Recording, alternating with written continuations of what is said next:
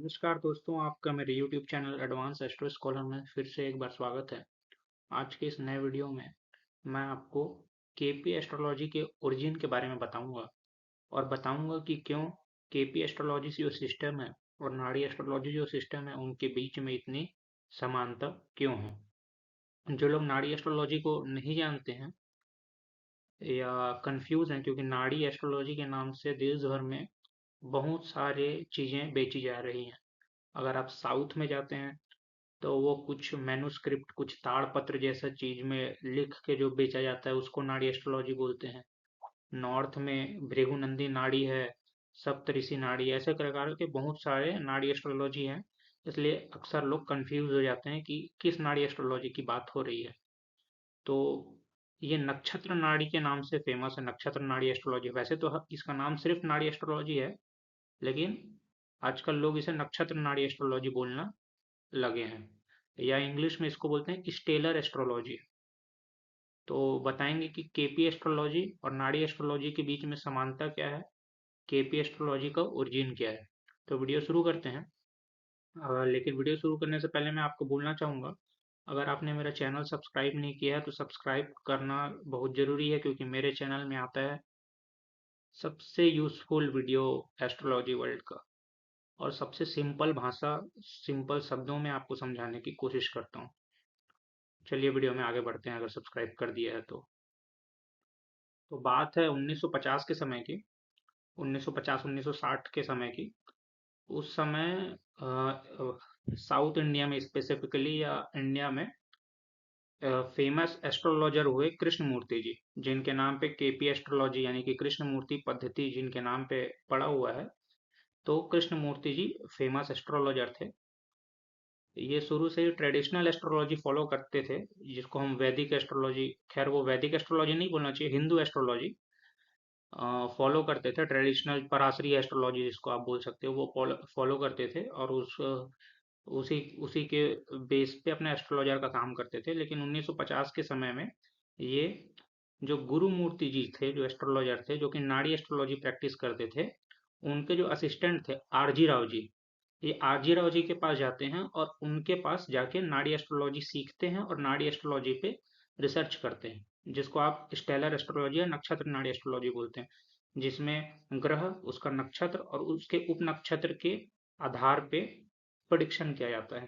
तो जब कृष्ण मूर्ति जी उस सिस्टम को पढ़ते हैं, उसमें रिसर्च करते हैं, तो उसको पढ़ के एकदम, मतलब, आश्चर्यचकित रह जाते हैं उसके एक्यूरेट डेट प्रिडिक्शन के बारे में।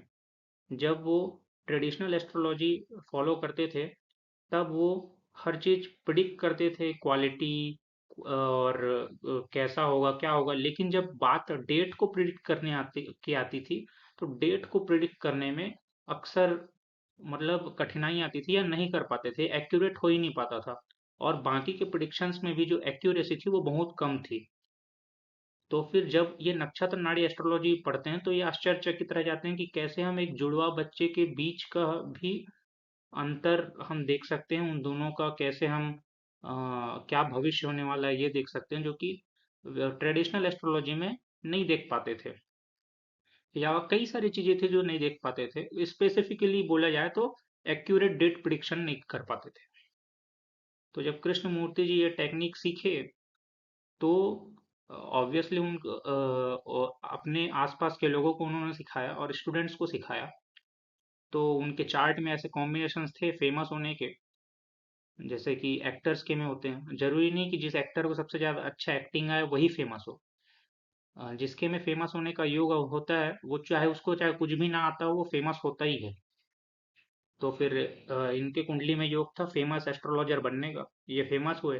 एस्ट्रोलॉजर तो बहुत थे उस समय भी भारत में, और उनसे भी अच्छे अच्छे थे, आज भी कई होंगे। लेकिन जिसके में फेमस होने का योग होता है, फेमस वही होता है। और कृष्ण मूर्ति जी भी फेमस एस्ट्रोलॉजर बने।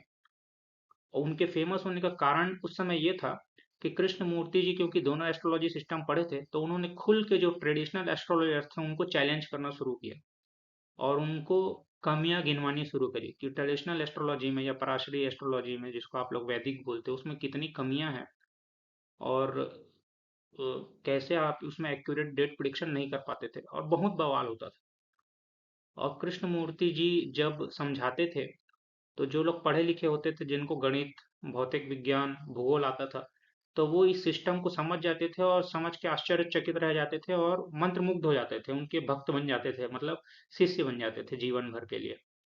लेकिन जो एस्ट्रोलॉजर्स मैथ, फिजिक्स यानी कि गणित, भूगोल, भौतिक विज्ञान नहीं समझ पाते थे, वो कृष्णमूर्ति जी को गाली देते थे कि आप जो कर रहे हो वो बेकार एस्ट्रोलॉजी है। ऐसे थोड़ी होता है कि इतने आसानी से आप कैसे प्रिडिक्ट कर रहे हो कि शादी कब होगा, बच्चा कब होगा।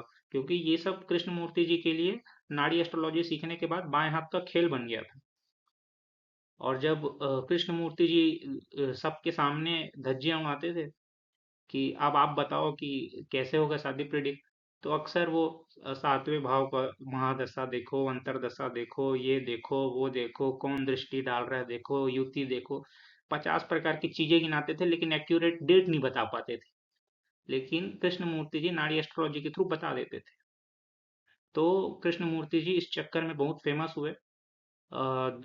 दुनिया भर में इन्होंने इस तकनीक को फैलाया, पुस्तक लिखा। पुस्तक का नाम था स्टेलर एस्ट्रोलॉजी। स्टेलर का मतलब होता है नक्षत्र, या जिसको नक्षत्र नाड़ी बोलते हैं। उन्होंने फैलाया। उस समय बहुत सारे पहली बार एस्ट्रोलॉजी की दुनिया में सॉफ्टवेयर्स भी आए उस समय के, मतलब जो बेसिक सॉफ्टवेयर्स थे, आज आज के जितने मॉडर्न नहीं, उस समय के पहले कई मैगजीन्स निकली। कृष्णमूर्ति जी फेमस हुए। तो ये जो टेक्निक था, जो जो स्टेलर एस्ट्रोलॉजी था, तो उसको कृष्णमूर्ति जी के शिष्यों ने बहुत फैलाया और अपने प्यार की वजह से इस टेक्निक को केपी एस्ट्रोलॉजी के नाम से फैलाया। लेकिन है ये असलियत में नाड़ी एस्ट्रोलॉजी। इसलिए आपको नाड़ी एस्ट्रोलॉजी और केपी एस्ट्रोलॉजी में इतना अ, क्या बोलते समानताएं दिखाई देती हैं। केपी एस्ट्रोलॉजी नाड़ी एस्ट्रोलॉजी मतलब, क्योंकि नाड़ी एस्ट्रोलॉजी के जो थे, जैसे कि गुरुमूर्ति जी प्रैक्टिस करते थे, आरजी राव या जेसी बताऊंगा ये सब कौन है।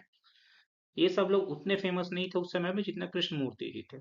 फिर कृष्णमूर्ति जी के कुछ अच्छे शिष्य हुए जो अच्छे एस्ट्रोलॉजर्स थे कृष्णमूर्ति जी के ही तरह।